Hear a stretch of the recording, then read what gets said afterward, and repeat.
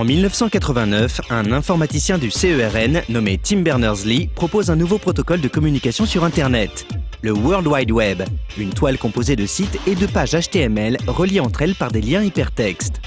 Pour naviguer dans cet univers, les utilisateurs ont besoin d'un navigateur et très vite, Mosaic, Netscape ou encore Internet Explorer apparaissent. Aujourd'hui, le grand public a adopté le web et l'offre des navigateurs est plus importante que jamais. À la fin de l'année dernière, nous avons reçu Tristan Nitto et Paul Rouget de Mozilla Europe pour marquer un anniversaire. Donc Mozilla fête les 5 ans de Firefox puisque Firefox 1.0 a été lancé le 9 novembre 2004 et on est toujours en novembre ou du moins au moment où on tourne. Donc ça fait tout juste 5 ans et puis en 5 ans on est passé d'une poignée d'employés, une petite douzaine à 250 employés aujourd'hui, ce qui est encore très peu par rapport à nos concurrents qui sont Microsoft, Google et Apple, mais 250 employés pour un projet de logiciel libre, c'est beaucoup.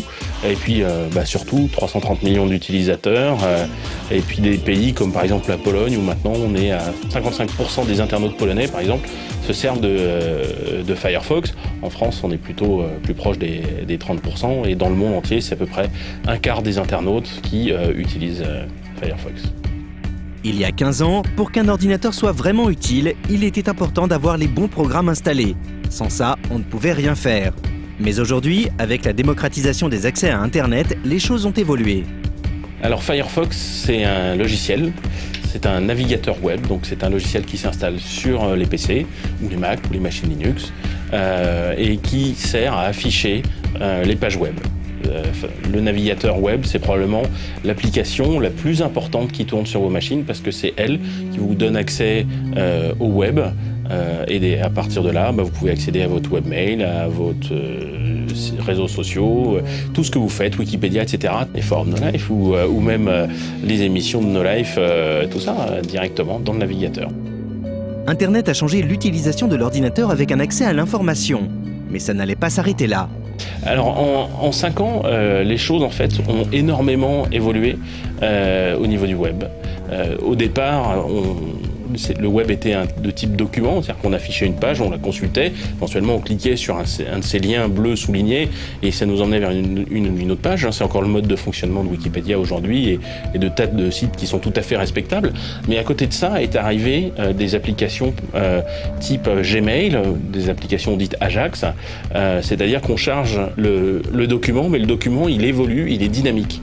Gmail est en fait arrivé juste avant la sortie de Firefox et maintenant il y a beaucoup d'applications de ce genre qui existent. Regardez Google Maps ou tout ce qui est applications bureautiques qui tournent dans le navigateur, des tableurs, des logiciels de présentation et les navigateurs ont évolué pour soutenir les nouveaux usages, donc navigation par onglet, blocage de pop-up et puis beaucoup d'améliorations techniques. Le JavaScript est maintenant plus rapide, il y a la vidéo native dans le navigateur, il y a beaucoup de choses en fait qui vont évoluer parce que les usages évoluent, le web évolue et il faut que le navigateur accompagne ces usages si on veut que le web atteigne son plein potentiel. Pour Firefox, un 5e anniversaire, c'est une éternité sur Internet. Actuellement disponible en version 3.5, le navigateur a bien changé depuis ses débuts. Alors l'évolution de Firefox au niveau du code en 5 ans, déjà il y a 5 ans il y a eu un gros morceau qui a été fait, c'était la réécriture en grosse partie du navigateur web, on va dire surtout au niveau de l'interface. On a un moteur qui s'appelle Gecko, dont le travail c'est de traiter tout ce qui est XML, JavaScript, tout ce qui est langage web pour l'afficher à l'écran. Et depuis 5 ans on travaille donc juste sur ce moteur pour l'améliorer et pour qu'il supporte toutes les nouvelles fonctionnalités qui arrivent dans le web aujourd'hui. Donc performance, support des standards, donc aujourd'hui on travaille essentiellement sur les performances JavaScript par exemple. On va travailler sur le support des nouveaux standards qui sont CSS3. CSS c'est ce qui permet de styler une page web. On va supporter les nouveaux éléments de ce qu'on appelle HTML5, c'est-à-dire que le web évolue. Donc là, on est en train d'adapter, comme disait Tristan, on est passé du document à l'application, donc on a adapté Gecko et les standards pour que ça fonctionne bien. Et on continue à avancer, par exemple avec la vidéo native. Aujourd'hui, tous les gens qui utilisent la vidéo sur Internet, c'est pas du web, c'est quelque chose d'autre. c'est une petite boîte noire qui est fournie par quelqu'un d'autre, par un plugin. Et donc nous, on propose avec les standards et avec tous les autres navigateurs d'implémenter ces nouvelles balises, ces nouvelles fonctionnalités qui sont la vidéo, qui vont être le possibilité de faire du traitement d'image, plusieurs choses directement dans la page web pour avoir des applications plus riches. Aujourd'hui, les navigateurs modernes commencent à intégrer le HTML5 et en particulier dans le HTML5, il y a une balise, un élément qui est très important, c'est l'élément vidéo. Comme il y a un élément paragraphe, il y a un élément lien, il y a un élément image, on peut mettre des GIFs et des JPEG, mais bon, c'est des images qui sont statiques. Maintenant, avec HTML5, on peut mettre des vidéos. Ce qui est très important de faire évoluer le web, parce qu'aujourd'hui, il y a tellement de gens qui peuvent produire de la vidéo. Maintenant, ça va prendre du temps pour que cette balise vidéo prenne la place de Flash, qui est le système utilisé universellement pour l'instant pour faire de la vidéo. Il va falloir attendre que les gens aient des navigateurs modernes majoritaires. Avec Firefox, on y arrive assez bien, hein. Et puis d'autres comme Chrome, comme Safari et Opera vont permettre aussi de faire de la vidéo. Mais il reste toujours les gens qui sont coincés sous IE6, peut-être parce qu'ils n'ont pas le droit, ils n'ont pas le droit d'administrateur sur le système, etc. Et là, pour ça, il y a des solutions. Là, on a travaillé avec pas mal de gens là-dessus. Au niveau des standards, évidemment, on a pensé à ce problème-là qui est IE6. Évidemment, IE6, IE7, IE8. Hein. Aucun IE ne supporte la balise vidéo. Le dernier Internet Explorer, il ne sait pas faire de la vidéo native. Hein. Pardon. Et donc évidemment, quand on rédige les standards, parce que tout le monde participe à la rédaction des standards, il n'y a pas que nous ou que Microsoft, c'est tous les navigateurs web, tous les grands acteurs écrivent les standards. Et donc on a pensé à ce problème-là, et dans les standards, il y a une technologie de fallback, c'est quand on met la balise vidéo dans son site web. Et quand IE6 va lire la page web, ou IE7 ou IE8, il va rencontrer la balise vidéo, il va la zapper parce qu'il ne la supporte pas, il va rentrer à l'intérieur et exécuter ce qu'il y a à l'intérieur. Donc si à l'intérieur on met du flash, on peut avoir la vidéo en flash. Et donc on peut passer dans cette période de transition en attendant que tout le monde ait des navigateurs modernes. Les navigateurs modernes, il y en a beaucoup aujourd'hui. Safari, Chrome, Opera, etc. Firefox doit continuer à s'améliorer pour rester compétitif à l'avenir. Donc l'évolution de Firefox, elle est prévue en plusieurs étapes. Là, on est à deux doigts de sortir une version 3.6 qui va jouer beaucoup sur la personnalisation, le fait qu'on peut personnaliser l'apparence de Firefox, mais aussi des nouvelles fonctionnalités, la vidéo plein écran, le plein écran sur le Mac. Enfin, il y a des tas d'améliorations en tout genre, y compris au niveau des standards. Dans un deuxième temps, il y aura une 3.7 qui est prévue pour à peu près dans 6-7 mois, et ensuite il y aura une 4.0. Donc la 4.0 c'est encore trop tôt pour savoir ce qu'il y aura dedans, mais on est en train de travailler sur la 3.7 où il y a un certain nombre de fonctionnalités dont on sait qu'elles seront mûres d'ici quelques mois. Elles ne le sont pas encore assez pour être mises dans la 3.6, et donc elles iront très probablement dans la 3.7. Et là on bosse essentiellement en ce moment au niveau technique. On travaille essentiellement sur l'intégration avec le desktop, par exemple. Le fait de pouvoir prendre un fichier sur le desktop, le glisser, déposer dans une page web, que la page web puisse s'approprier le fichier et faire quelque chose avec. L'upload multiple, ça, c'est pour combler des lacunes qu'a le web il y a 5 ans. Hein. Puis on travaille toujours sur les performances. Pour rentrer un tout petit peu dans les détails, on a un moteur, donc on a le moteur qui affiche à l'écran ce qui se passe, le web.